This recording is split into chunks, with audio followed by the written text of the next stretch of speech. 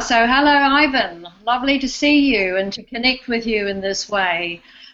We've had a little bit of a slow start, but I'm sure that what you're going to say is absolutely worthwhile. I'm talking with Ivan Honey, who is in Melbourne, Australia. I'm talking from Brisbane, Australia, and talking to Ivan. He's a psychologist, an author, a trainer, and a consultant, and he's dedicated his life to teaching choice theory. He works a lot in Victoria, but also overseas. He was a teacher, made that transition into a psychologist. He's also senior faculty of the William Glasser Institute and the William Glasser International. He has publications that he's going to share with us, including some new ones, and I'm really excited about that. So tell us, tell us, Ivan, about your work as it relates to mental health and happiness. Well, thank you, Bette, and it's lovely to be here today too. The first part you've alluded to is the training that I do, and I've just returned from China, working with a group of psychiatrists and professors, teaching them what I teach all around the world, and that is the positive psychology of choice theory, reality therapy, and lead management. And again, a lot of what I do is teach happiness, really, and the name of my latest project is this one here, the Doug Dragster Get Happier Project. And that is a part of a research activity we're doing in Los Angeles with the district schools, using one of the more recent publications, which is this little one here, Doug Dragster's The Amazing Adventures of Doug Dragster. And again, what this contains is a range of stories about a car getting into all sorts of trouble and using the story to teach the ideas. And along with this, we use this with our training as well too. This particular book here, Doug Dragster's Magic Book, which contains a lot of cartoons and activities which we use to teach the program as we do it as well. But a lot of my work, particularly around Asia, places like Singapore, Malaysia, Indonesia, China, as well as Australia, where I work a lot in Indigenous communities, both in Townsville, Palm Island, Alice Springs, and also in my home city here of Bendigo, where we've trained over the last 20 years 2% of the population in the 4-day program that we offer as part of the Institute. The other part, as I've said, relates more to the training and research area and the writing. I've written a number of publications, a couple of which have become bestsellers for publishers, and one an Amazon bestseller. And this is my way, I suppose, of trying to spread the ideas of choice theory that come from a special mentor of mine, Dr. William Glasser, around the world. And as part of this also including the research component which we undertake in various places. And finally, I also do a bit of work here. I've been working as a psychologist now for nearly 40 years, and I still maintain my clients here in Bendigo, and this is good. It helps me keep my feet on the ground and practice what I preach a bit. And the beauty of teaching happiness around the world is you meet such fantastic people, and they actually teach you a lot. So I find that very helpful. It's an inspiring sort of job to have, and it's wonderful. Yeah. Excellent. So how would you define happiness? Yes, well, happiness and mental health, I do see them, and again, I follow the lead of my mentor, Dr. Glasser here. I see them as very similar. And again, there's a lot of talk about mental health and happiness, and I tend to see them more on a bit of a sliding scale. So, you know, none of us are totally mentally healthy all the time, and very few of us are totally mentally ill all the time. Very few of us are happy all the time. Very few of us are unhappy all the time. We're just sliding up and down on this little scale. But I think the difference with what we call a generally mentally healthy person is that when we do experience unhappiness, we know what it is, we can recognise it, and we actually do something about it. We don't allow ourselves to be victims of that particular feeling. And in fact, unhappiness is normal, it's a necessary part of life, and we are going to confront it constantly in our lives. If we try to escape it and hide from it by taking drugs or pills, we're ignoring the meaning of that feeling of unhappiness, because unhappiness is a symptom. There's an underlying cause there, and it's giving us a message, and the message is we need to do something different. What we're doing at the moment, what we're telling ourselves is not working, and we need to make a bit of a shift there. So again, the notion unhappiness is okay for short periods of time, but if we choose that for long periods, and many people struggle with that, they say, I'm not choosing happiness, it's unhappiness, it's just happening to me, we will start to develop further symptoms, and sometimes even physical symptoms, become quite ill. But to me, that's such an important part of understanding happiness, because if we see it as a symptom, if we see it as something that we need to do something about, it's a useful message for us to fine-tune our lives a bit in order to get things more the way we want them to be. And so I link the word resilience with happiness, because I think we've got to take it for granted. We're all going to come across challenges, Bette, in our lives. But if we just stay at that level and just feel victims of that, and we can't bounce back, I think, you know, people I've seen for years, I see them undergoing dreadful traumas, and what marks out the happy and the unhappy people is those who struggle with it for so many years. And of course, I'm not blaming them for this. It's part of the learning process for all of us. But the sooner we can bounce back from pain and unhappiness in our lives, the happier we are likely to be. So that's pretty much how I see it. And as I said, we're often inclined to sort of take the Band-Aid approach, aren't we? Just the quick fix. Yes. And we all want the quick fix, but that's not the way the world is. Yeah. Definitely. So what are the biggest personal obstacles to happiness in your view? Yeah, and it's interesting, you know, when we're talking about happiness, Bette, too, I often think of physical health. And if we want to improve our physical health, you know, we might go to a fitness club or something like that. We learn the things that we need to do. We undertake a program.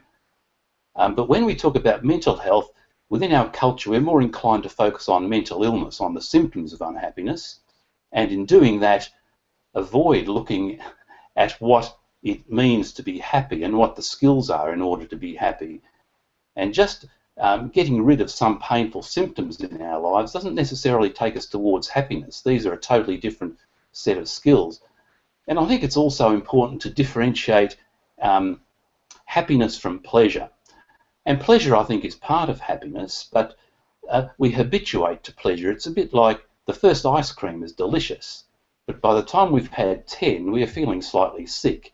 And if we're just trying to keep getting pleasure all the time, we're going to be pushing all our lives to try and get that into our lives, when that's not necessarily a realistic goal. So mental health as being less an absence of symptoms, but more a series of strategies and skills we have to be resilient, to make ourselves happy, which are not generally taught. But let's get back to that question, Bette. What was it again? I lost track of that. Oh yes, I remember you talking about some of the challenges, and I think certainly we live in a world which has linked mental health and happiness with the consumption of products. And this is a problem in many ways, because we come to believe our happiness depends on things outside ourselves, things over which we have no control quite often, such as money and status and whether we're good looking or not. And as a result, we're constantly trying to achieve something over which we have no control. So we're looking at more something that's within rather than without. And again, that sense of peace of mind, that sense of resilience, of being able to bounce back. And I guess having confidence that we have the skills to manage what comes our way. And at the same time, recognising at times we will slip down the happiness scale. We're going to be unhappy for a while, and that's okay. It's not a cause for panic. It's just a useful message that we're being given. Yeah. So, Ivan, I know you've got a lot to share this afternoon, and I wondered if you'd just like to take it where you wanted to go and what you wanted to share. What are the things that you It was interesting. I was thinking about this last night, and I'm thinking, so where does unhappiness and mental ill health come from? And we say, using the model that we use, that it's the result of patterns of thinking and actions that we choose. And we often pick these up when we are quite small. And that's why I try to develop programs to teach this to children as well. And I was thinking this week, for example, my 9-year-old grandson had a birthday, and he got an iPhone. Now, he was happy, he was ecstatic, he was excited about this. But his younger sister wasn't so excited, because she was saying, it's not fair, he's got an iPhone and I haven't got one, and it's terrible. And she chose to be unhappy for one day and one night.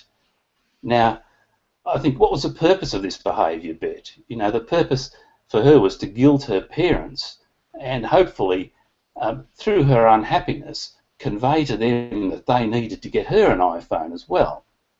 Now, that didn't work for her, but you can see the development. If this little girl, for example, was to go through life with these particular views of the world, that life is unfair, and I will use unhappiness to get what I want. It's a method that we sometimes use to get attention or get power over other people. That after many years of developing this particular set of beliefs, and again another insidious belief with this, I think, would be the one that happiness comes from being given things from outside. And again, we're in trouble here, Bette, because we're making our happiness dependent on other people, and we have no control of other people. But we can see that one potential direction for a person in a position like this is to feel a sense of disappointment and sadness that the world isn't the way they want it to be, because the world doesn't revolve around us. People have their own agendas, and sometimes we can persuade them. And of course, the most difficult thing would be if the parents did one of two things: either just gave in to her and gave her the phone, which would reinforce her belief that being miserable will get you what you want, or on the other hand, get angry with her, which of course would then create further distance. Now, fortunately, her parents are very smart. They did neither of those things, and I guess they will teach her some more effective ways of understanding and being happy in their own lives. But again, these are the patterns that we develop, Bette, all these simple little patterns, and for the most case, we don't recognise them until we run into trouble.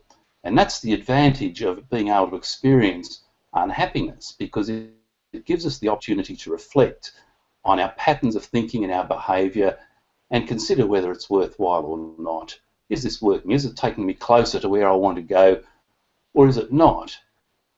So I was thinking I might share with the people out there today some of the ideas and I guess the framework that I use in the project that I teach.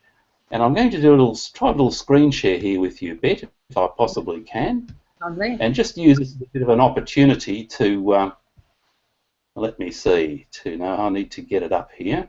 It's gone away from me for a while. Here we go. Have we got anything there yet, Bette? Yes, yes. Okay, so I'll have to get back to the very beginning here, because I want to start off just by acknowledging Dr. Glasser, who was the originator of a wonderful approach to happiness, and it started right back in the 1950s and 60s.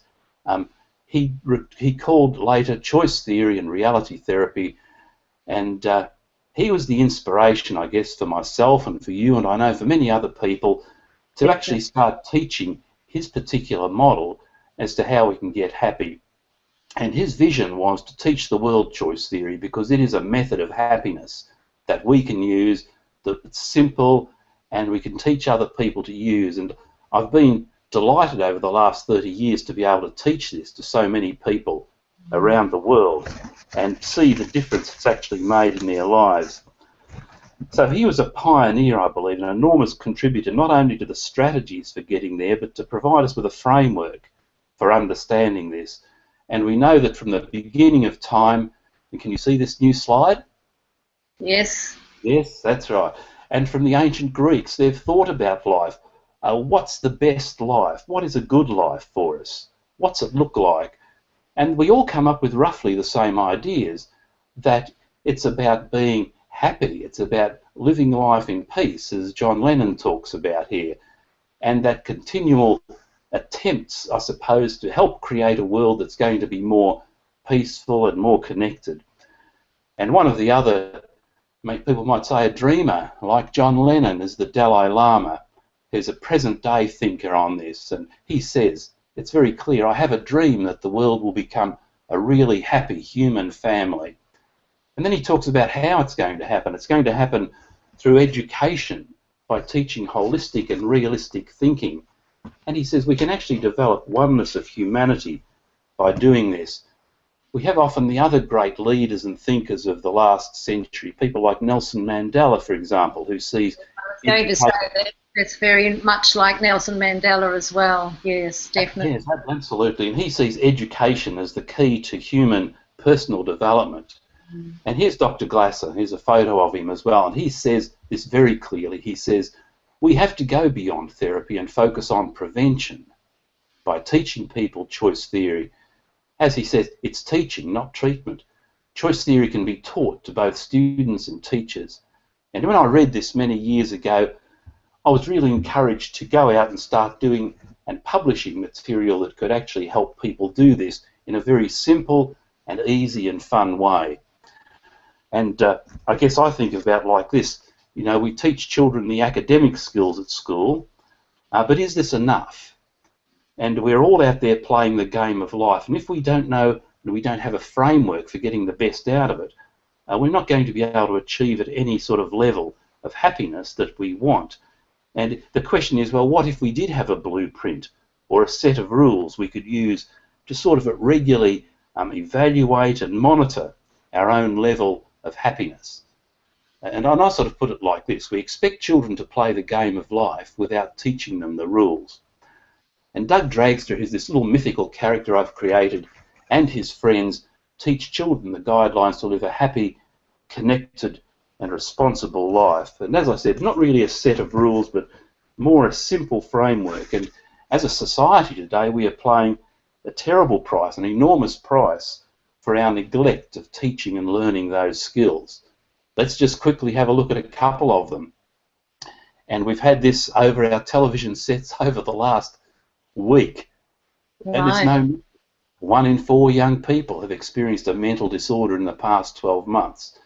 And we know, sadly, many of them go on to live their whole lives in a state of unhappiness or disconnection. And the other side of it is, of course, if we can teach people these, and young people, these skills, particularly before they reach puberty, we give them a few resources they can actually use to negotiate some of the challenges of life.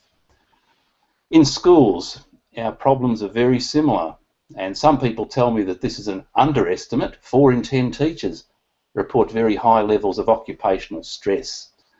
And again, reminding us that within the very systems we work in, we have a group of very stressed people, we have unhappy students, and the results being, as we often see, some very unpleasant outcomes. This is a pretty scary statistic, Bette, too. Up to 80% of parents in Western countries still believe and practice the act of smacking their children. Now, many people say, well, it's just a smack. But on the other hand, particularly in a society, and the one we're in today, which is trying to reduce the level of violence between people, smacking and hitting children conveys to them the message that violence is okay. And as long as you're bigger and stronger, you have a right, if you believe that you're right, to hurt other people. And the results, of course, are tragic right across the world. Yes, there is legislation in New Zealand. They call it the anti-smacking. It's a lot more than that, but it's an attempt to build into legislation a way of letting people know that that's not okay. So there's been a lot of resistance to it because there are people who believe that that is okay, but it has been passed through Parliament and challenged several times. So it's interesting. That's great. That's great, Bette. And again, not that we're blaming people who smack. And again, that was the way I was brought up, and probably you were too. But we have so many other strategies these days, and I guess our job is to teach people there are other ways that are a lot more effective, because once we start hurting people, we build and create resistance. People don't like being hurt, Bette, for some odd reason. Right. And as a result, they either just withdraw from us or else they fight back in whatever way they can. And then the whole cycle of violence is perpetuated. And of course, behind all these particular behavioural choices are what Dr. Glasser refers to as the disconnecting habits, and we call them the dead-end roads in the Dragster program. And sadly, they're very common, aren't they, Bette? You look at them: blaming, criticising, punishing, bribing, complaining, nagging and threatening. And sadly, for many of my clients, because we experience it so much ourselves, it becomes part of our self-talk. We blame ourselves. It's my fault. We criticise ourselves. I'm no good. And of course, once we get these sorts of thought patterns and processes in our heads, we then start to live them out. And I think that's where so much of the pain and misery and suffering comes from. The other thing about these, as we know, is they push people away from us and really harm our relationships. For every couple who comes to see me, I give them this little postcard, and I say, are you using these habits on each other to get what you want? And in every single situation, of course, they are. Yeah. And of course, we don't like it. It doesn't work, Bette. So we have these dreams of a better world, of a happier world, of a peaceful world, but how do we move that into reality? So, again, I suggest often we start with children. I'm interested in the Dalai Lama. He's sort of given up pretty much on adults because he says their conditioned thinking is so strong, it is very difficult for them to look at things in a different way. But Dr. Glasser, he's got the disconnecting and the connecting habits. We call them the open roads. And these are about accepting. And again, accepting ourselves. I like myself. And if there's a problem, rather than blaming or criticising or punishing, we learn the skills of negotiating and working it out. We learn and practice the skills of listening, first of all to ourselves and then secondly to others. We learn to encourage ourselves using the language of encouragement rather than the language of blame or criticism. We learn about respect. We support. We actually look after ourselves. And we learn to trust our own intuition here. And then we're able to trust ourselves as we deal with the world. And there's a great quote from Dr. Glasser here because he's talking about learning. He says, when we are both learning and having fun, we often look forward to hard work and long hours. Without fun, these become drudgery. And this is a photo from one of our trainings in Darwin, where we work in a boxing gym, working with the high-performance psychology of choice theory to give these young people the mental edge in their competition. And these young people, and here we have a group, they were from 12 to 40 years of age, they loved it. And those deep discussions we had, you can see we're using the Dragster Magic book there, the questions we ask each other, the processes they learn to manage their feelings, get the best out of their lives, and to understand themselves are extraordinary. So this is a key part, I think, of learning. It's got to be fun, Bette. And of course, Dr. Glasser, with his basic needs, he talks about the fun need, which is all about learning. And so this was also helpful to me as I started to think about how can I teach young people these skills so we create a process which is fun and enjoyable for them. So this is the little journey I've had. So about 12 years ago, we published a kit called the Cars Are Us kit with the Innovative Resources Company here in Bendigo, and it became a bestseller for the organisation. And it actually teaches choice theory, though not as explicitly as I would have liked, because often when I ran workshops, people would say these things to me. I wish I'd known this when I was a child. It could have changed my life. I wish there was something like this in schools. And I had people pleading with me, can you create something like this that I can teach to my children? Is there a way to explain choice theory visually and simply? And so down at the bottom here you see a picture of our old psychological practice, which I decided after many years to close down and to sell so I could actually investigate and follow this through as far as I could. And as a result, the first thing that came out was this little storybook, The Amazing Adventures of Doug Dragster. And he's a sort of a little dragster sort of car who gets into all sorts of trouble. And through his journeys around, and again, it taps into some amazing archetypes, I think, of just the journey of life and the way we get through it. He learns a number of things which he then works through with his dragster friends to get the happier life that he wants. And again, stories, fables and myths have been such an important part of learning. People would gather around campfires to talk, and the idea of having visuals, drama, action, so important. And I've always tended to believe there's often more good psychology in a good novel than there is in most psychology textbooks, because in psychology we try to chop it up into little bits and lose the real essence of it. On television as well, Ivan. What was that, Ben? The sitcoms on television as well. Yes. Programmed. Yeah.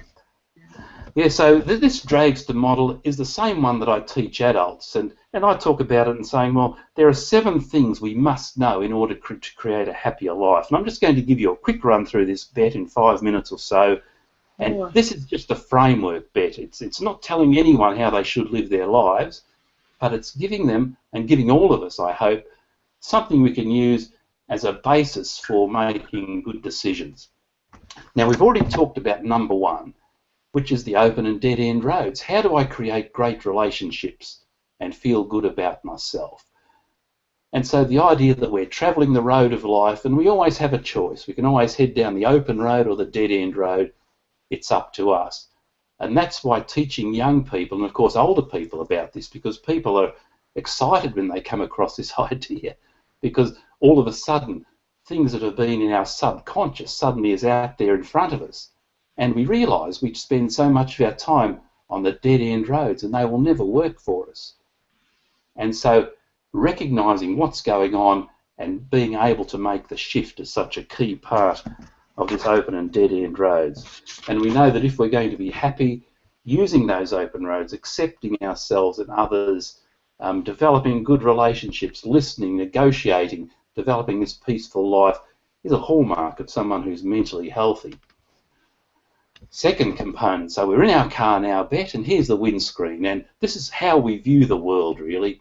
How do I see new opportunities and transform my reality? And it is true that we can develop mindsets, Bet, which create our reality for us.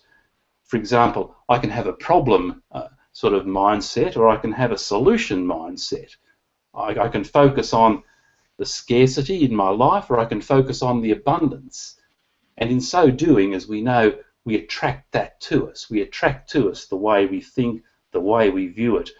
And Dr. Edward de Bono, who's one of the pioneers in thinking, he says, well, really, humans are actually quite logical in the way they think. But our problem is that we're often not seeing what's there because we haven't really closely looked at our windscreen to see that there are more effective ways of seeing the world. So the notion that we can create a happy windscreen, Bet, that we can look through, and I have a little tile in front of the kitchen sink where I spend a little bit of time every day, and it says enjoy every moment. And for me, that's the windscreen I try to create for myself, so that when I'm feeling miserable, instead of focusing on it, I'll ask myself, what opportunities are here? How can I do things differently? Because otherwise I'm going to head down towards that unhappiness and mentally unwell way of thinking. So the driver's seat, and this is the heart of Dr. Glass's choice theory, because it's saying, are you in charge of your life, or are you allowing others to run your life? Are you allowing someone else to drive your car? Are you a victim of other people? Or maybe you're trying to drive someone else's car. You think you know what's best for them, and they don't like it. They resist, as many of our listeners would have discovered. The more we try to make other people do anything, the more they resist.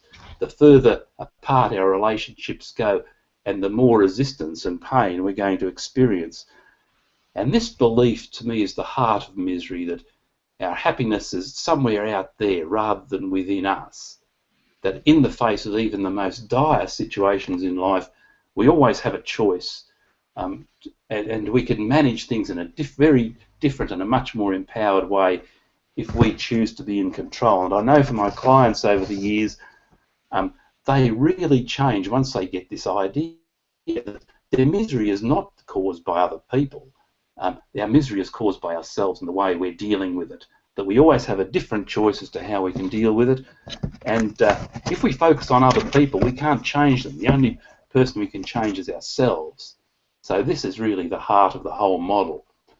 And having that sort of mantra, that sort of belief, is going to help us become happier and certainly a lot more mentally healthy, because we're focusing on something we can change, not on what we can't change. Well, this is a big one, isn't it? What's the source of energy and power? And of course, in the car, it's the engine. And for us, it's pretty much our brain, you know, and I guess the stuff that's hardwired into our brain. And there's a lot of evidence to say, well, we're hardwired to achieve 5 very basic needs. There may be more there, but these are probably the key ones. The most basic one is keeping alive, surviving. And that is absolutely critical. And if we're feeling unhealthy or unsafe, that's telling us our survival need is under threat. We need to do something different or learn something different. If we're feeling a bit lonely, we can be sure that our love and belonging need is not being met. We need to improve our capacity for loving ourselves and improving our relationships with others. If we're feeling we're not good at doing anything, that need for power and achievement is somehow not being met. And we need to focus on ways of meeting that in more constructive ways. You know, if we're feeling trapped and stuck in life, if we're feeling we're not being who we really are, our freedom need is not being met. And finally, when we're bored and disconnected, we know that our fun need is not being met. And we can talk a lot about this, Bette, can't we? You know, the balance of these needs and so on, and just learning to interpret the feeling messages we get in our body with an unmet need, and recognising once we know what that need is, we can then do something to get more of it. How's this sounding, Bette? Is this making sense? Absolutely, yes, yes. No, it's and certainly your notion of the 5-cylinder car is one that has lots of applications, and I have used that idea as well, which the firing sequence of the pistons and which one fires first. It's all adds to our knowledge and understanding of this whole thing. Yeah, lovely. Thank you. It sure does. I hope I'm not overloading people here, but I've only got 2 areas to go to now. And this next one is the 4 wheels of the car. How do I understand and manage my feelings? And this is something we're trying to control for every minute of the day, Bette. We're trying to get feedback as to how we can help ourselves feel better. And I love Dr. Glass's model, you know, where he talks about the 4 wheels as representing behaviour, the 4 parts of behaviour, the 2 front wheels, the thinking and the acting wheel, the back wheel, the body, and the feeling wheel. And I guess what he's saying is we only have immediate control over the front wheels. At any one time in our lives, the only thing we can ever control is what we are telling ourselves, our thoughts and our actions. And so recognising that our feelings are the result of what we think and what we do is actually very powerful, because it means that feelings, rather than being a mystery, are actually something we can understand, because we know that consciously or unconsciously we have actually been creating those feelings. And of course with Dr. Glass, not about being depressed. I'm getting a bit of feedback. Yes, I'm not sure what is that better now? Yes. Okay. Perhaps we'll just try a bit. Has anything happened your end? I'm still seeing the screen. It's going between me and your share screen. Okay. Yes. Right. So I'm not sure what we should do. Are you getting the feedback, or are you hearing me clearly? I'm not hearing it. I'm not hearing it. So I'll just ignore it. Just keep going. Okay, good. So Dr. Glasser talks about being depressed as a feeling, but rather depressing, choosing to depress as a behaviour which we create. And we create that by thinking a whole range of morbid, happy and unrealistic thoughts, and taking actions to create that feeling as well, like drinking too much alcohol, or sitting around and not getting enough exercise, or whatever. And it is a reminder, this fits very nicely with a lot of approaches in other areas today, where the research tells us that exercise is a great way of improving how we feel. So taking action on that acting wheel can actually improve the feeling wheel at the back. Is that making sense? Yes. Maybe if you turn your sound down a little bit, if you can, that might help with the feedback. That's my technician has suggested that, so I've turned mine down a little bit. And thank you, Bette. Okay. The next component is really starting to understand what our vision for life is, where do we want to go in life. Unless we have clear goals and directions in our lives, there's not much chance of us actually achieving what we want, because we're not clear on what we want. And this is all about having a really positive identity for ourselves. And we know that if we have that sense of direction, and we have a good sense of who we are, we're likely to be much happier and more emotionally well too. And we can make more effective choices because we actually know who we are. And finally, just quickly here, the magic questions. And we owe this to Dr. Glass and one of his colleagues, Dr. Bob Wobbleding. And these are just the most practical and easy set of questions we can use to actually get the best out of our life and solve problems. And these are the questions we all need to know, which help focus on what we can change and then taking useful and practical action to get what we need. I'm wondering so let's if hop out of this, Beth. I'll just get back to our screen share. It's a screen share that might be making the difference, Ivan. It could be too. Yes. So I think we're back again. Okay. So we're back in action. Yes, I think we are. Yes. No, is that better? Are you still getting the feedback? Well, it's actually worse now. But anyway, we'll work it out. Yes. Because we're nearly finished anyway. But certainly if people want to get in touch with me or find out more about this particular project, they could jump onto either of our websites, www.dougdragster.com, or else they can jump onto my website, ivanhoney.com. We've got a special offer for people over the next month, and that is, for less than a price of a cup of coffee, they can actually go to Amazon and download the Kindle version of Doug Dragster. And I'd be delighted for you to get hold of that book, read it yourself, read it to your children. We just get amazing feedback from people who read this little book. Yeah. And find out a bit more about the program, because as the end of the year approaches, we're actually creating a wonderful new product. We've had the Cars product. Now we're going to have the Dragster cards, Doug Dragster's Get Happier Toolbox. And these are a set of cards which could be used as a self-help tool by therapists, by teachers, to actually learn these skills and practice these skills of getting happier. So I do encourage people to follow any of that through. Yes. And I was in a classroom, Ivan, as you know, on the Sunshine Coast, where the teacher was using Doug the Dragster, and the children just absolutely loved it, and they shared with me how they enjoyed the characters and how they were really real characters, and the behaviours that they were choosing they could recognise. So certainly, if you have a look at that book, it's very, very worthwhile in using, and I'm really looking forward to the new product. Can we have just a little bit of a brief rundown on the research that's happening in LA?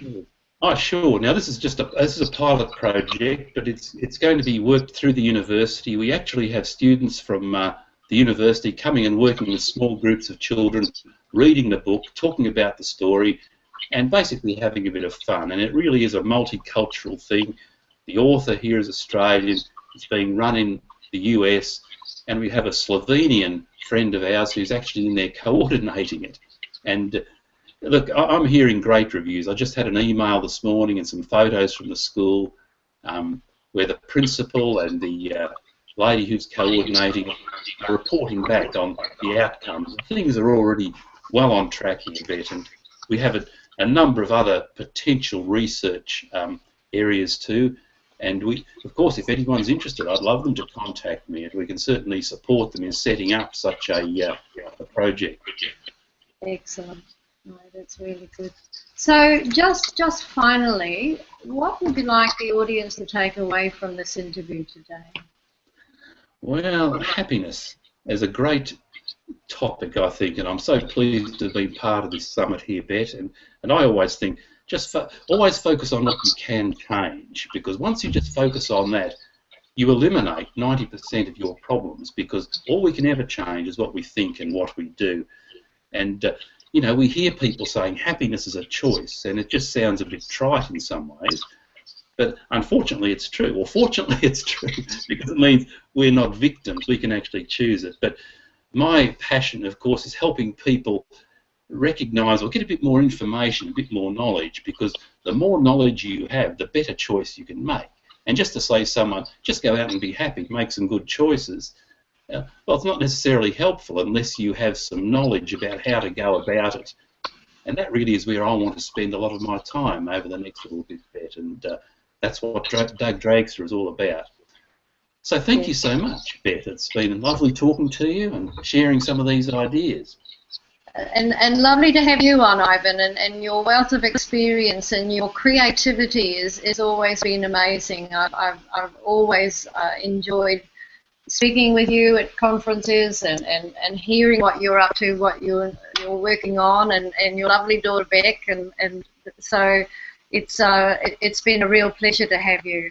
If you just want to stay online, we're inviting Nancy Buck to come in and to just wind up this part of the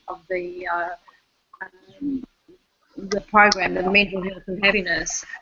We have been privileged, I think, all of us have been privileged to work on a program that has brought together a lot of people around the world. And this came from both Nancy Buck and from Kim Olver. So could I invite Nancy to come in and just finish us off? Australia started and now we're finishing. Excellent. I'm happy to be here, but apparently my can you hear me, Bette? We can hear you, but we can't see you. But we okay, can see there's a funny picture, so maybe I'm going to be there, but maybe I'm not. We see you. Lovely to see you and hear your exciting presentation, Ivan. We've come to the end of our 24 hours. That's kind of extraordinary. And thank you so much, Bette, for starting us off 24 hours ago and now ending things this many 24 hours later. I just want to share a couple of things with folks. The extraordinariness of a year ago, the website Mental Health and Happiness did not even exist. And then I came up with the idea. I said, we got to do this after what happened in Newtown. We created it, went to WGIUS and said, okay, I'll do it alone or I'll do it with you. And Kim and the board said, no, let's do it together. So here we are just almost a year later, having now offering blogs every other day, brand new blogs written by a wide variety of people. Would love to have one from you, Ivan, about Doug the Dragster. That would be awesome. Then started as of January 1, offering people access to 21-day challenges where they can take these simple ideas and practice to the ideas and concepts, really, of choice theory psychology to move them in the direction of having greater mental health and happiness. As you say, Ivan, I say slightly differently. It's a continuum, and wherever you are, you can move higher on the scale of mental health and happiness. And then several months ago, Bette, you told us about the World Health Mental Health Day, and we said, let's do a summit. And now it not only was an idea, but it became a reality in these last 24 hours. So there's several people that I want to make sure that we all say a shout out to and a sincere thank you. Certainly our guests who gave of their time generously, donating their expertise and enthusiasm to share with everyone who signed up their ideas about mental health and happiness. I thank our interviewers, Bette, you sincerely, Anasuya, Kim, and Ken, and I'll thank myself as well. The techies, who without them, we would just be alone in a room talking to a blank screen, which wouldn't have been nearly as interesting, I don't think. and the moderators who also helped. They were the behind-the-scene people. I also do want to give a specific shout out and thank you to Denise Daub, who is our web mistress, who works tirelessly, and she also collected the questions that came in and redirected them to the right people so that we could ask people the questions that were being asked by the people who were watching. A sincere thank you to all of you who registered and all of you who watched these 24 hours and all of you who will be watching. One of the things I would like to ask each of you, if there were 1,200 people who participate, if each of you would talk to one other person about these ideas and let them know about the website, we have the potential of reaching 2,400 people. And if each of them talk to one other person, etc., that we can start moving in the direction of having a tipping point where mental health and happiness becomes a thing, not just the absence of, well, as you had said, Bette, earlier, now when we say it in the States, and I fear others are following suit, when we say mental health, too many people really mean mental illness. We mean mental health. And with that mental health comes happiness. So a special shout out to all of you who participated by listening, and if you would do one more thing, and that is to share with at least one other person. I think we want to make an extra special round of applause, standing ovation, and namaste to Ken Larson. Without him, none of it would have been possible, because he was the guru techie who helped us all look like we had a clue about what we were doing. And we did pretty well. And ultimately, also want to give a special thank you in memoriam to Dr. William Glasser, because without him, none of us would be here doing what we're doing. Our lives would not nearly be as happy and fulfilled and as meaningful had each of us not learned what we learned from Dr. Glasser. So thank you. The last couple of things I want to share with you is before the weekend is done, probably tomorrow. I can't promise what time, our tomorrow. I'm not sure, it'll be your later in the evening for you guys down under. You will receive an email from Denise telling you how you can have access to all of these videos now by going to the Evergreen URL, which you received the instructions about going to that YouTube URL, but probably not to do it until after the summit was finished. So now you can go and you can go back and watch the ones you were sleeping through, watch the ones that you meant to watch but then fell asleep through, or rewatch the people who had something to say and you want to hear what they had to say again, or watch the whole thing. And also in the next couple of days, early next week, you will be getting, you will not have access to the videos anymore. We'll make the switch so that the Evergreen will not be available. But what you will have available to you is information about making a purchase to purchase any combinations of the summit. We're offering that at a significantly reduced price, but it does cost something. So we're not making a lot of money, but we are making it available, and you have access to that because you registered for the summit. I think with that, I will say good night. Thank you, and those of us who have been working hard towards this are going to do our dance of joy, but I will tell you that Kim Ulver is fast asleep. Having stayed up 48 hours, I think she finally said, that's enough. So work to exhaustion and work to great satisfaction as well. What was the quote you had, Ivan, of when you're working hard and having fun, it doesn't feel a bit like drudgery. But it does catch up with us eventually, Nancy, doesn't it? Well, there is that. There is that physiology, which you actually ultimately can't ignore forever. So thanks so much, Bette, for being the beginner and the ender of it all, and thanks, Ivan, for hanging in. And I'm going to say good night because it's my midnight and it's my bedtime. Right. Thank you. Take care and love to Kim as well. Thanks for being with us. Bye. Bye-bye.